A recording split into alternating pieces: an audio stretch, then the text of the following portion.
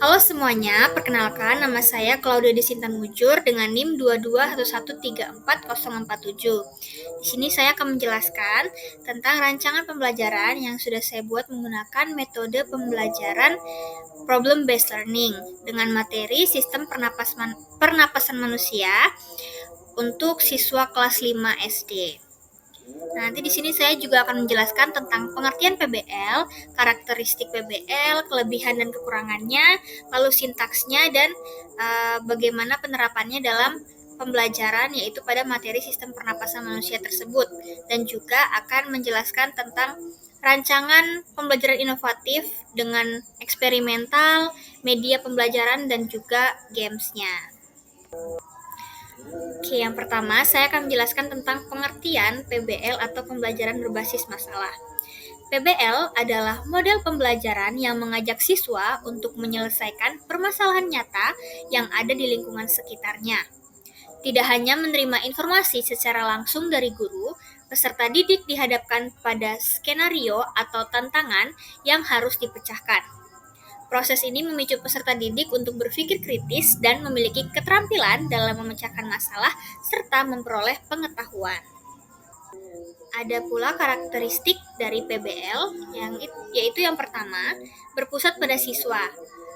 Learning is student-centered. Dalam PBL, fokus utama terletak pada siswa sebagai pembelajaran aktif. Lalu yang kedua, menggunakan masalah dunia nyata. Nah, yang ketiga, mendorong pembelajaran aktif. Saat menyelesaikan masalah, peserta didik mungkin menemukan informasi yang belum mereka ketahui. Lalu yang keempat, mendorong kolaborasi dan komunikasi.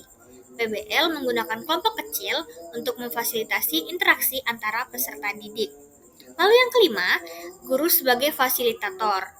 Dalam PBL, guru berperan sebagai fasilitator yang membantu dan membimbing siswa selama proses belajar.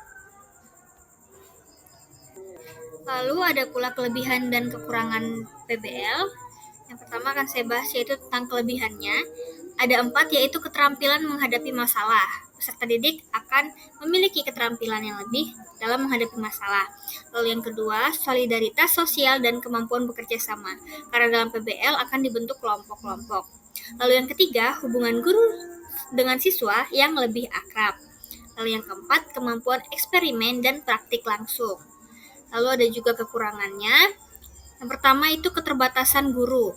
Tidak semua guru itu memiliki kemampuan yang memadai untuk membimbing peserta didik dalam proses pemecahan masalah secara efektif. Lalu yang kedua itu biaya dan waktu. Nah, PBL ini kan seringkali membutuhkan biaya yang lebih mahal dan waktu yang panjang dibandingkan dengan model pembelajaran lainnya. Lalu yang ketiga, pemantauan aktivitas siswa. Karena ini pembelajarannya membutuhkan observasi, sehingga pembelajaran ini melibatkan aktivitas di luar sekolah, sehingga untuk pemantauannya akan sulit.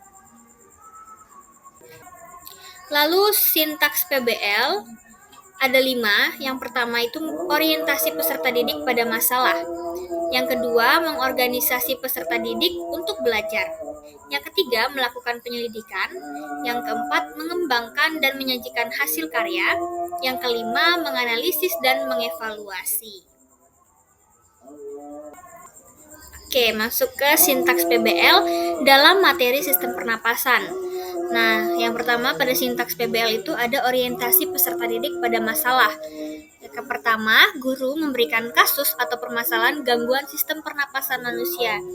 Mungkin bisa seperti penyakit-penyakit seperti asma dan lain-lain.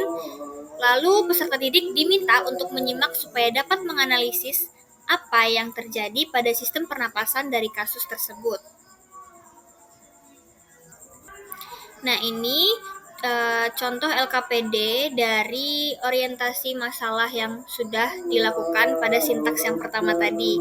Dari orientasi masalah, kan siswa akan diminta untuk menganalisis masalah tersebut. Nah, setelah mereka menganalisis, mereka akan mengerjakan LKPD seperti ini. Lalu pada sintaks yang kedua itu mengorganisasikan peserta didik untuk belajar. Nah, yang pertama guru mengarahkan peserta didik untuk membentuk kelompok yang beranggotakan 4 orang. Lalu guru mengajak peserta didik untuk mencari pengertian tentang sistem pernapasan manusia, informasi tentang organ dalam sistem pernapasan manusia, informasi tentang gangguan sistem pernapasan manusia, dan juga informasi tentang cara merawat kesehatan sistem pernapasan manusia. Lalu pada sintaks yang ketiga, melakukan penyelidikan. Nah, di sini guru mengajak peserta didik untuk melakukan diskusi bersama dengan kelompoknya mengenai pengertian sistem pernapasan manusia dan juga beberapa informasi lain yang sudah dicari oleh peserta didik pada sintaks kedua tadi. Lalu, peserta didik berdiskusi dengan guru jika terdapat materi yang kurang dipahami. Lalu, sintaks yang keempat yaitu mengembangkan dan menyajikan hasil karya. Nah, guru memberikan LKPD kepada peserta didik. Nah, seperti LKPD yang sudah saya tunjukkan sebelumnya setelah sintaks yang kedua tadi. Sintaks yang pertama. Nah, LKPD-nya itu seperti itu dan juga akan ada LKPD lainnya. Lalu yang kedua, peserta didik bersama kelompoknya menulis hasil kerja diskusi mereka pada LKPD yang sudah diberikan guru. Lalu yang ketiga, guru membimbing peserta didik dalam mengisi LKPD sehingga karya setiap kelompok siap untuk dipresentasikan. Lalu yang keempat, kelompok mempresentasikan hasil LKPD yang telah dikerjakan. Yang kelima, peserta didik menyimak presentasi dari kelompok yang lain. Lalu sintak kelima, sintak yang terakhir yaitu menganalisis dan mengevaluasi. Nah, guru memberikan konfirmasi jawaban dari hasil LKPD peserta didik, lalu guru memberikan apresiasi terhadap semua peserta didik yang telah mengikuti pembelajaran dengan baik. Lalu guru memberikan permainan kuis kepada peserta didik untuk mengingatkan lagi materi yang sudah dipelajari.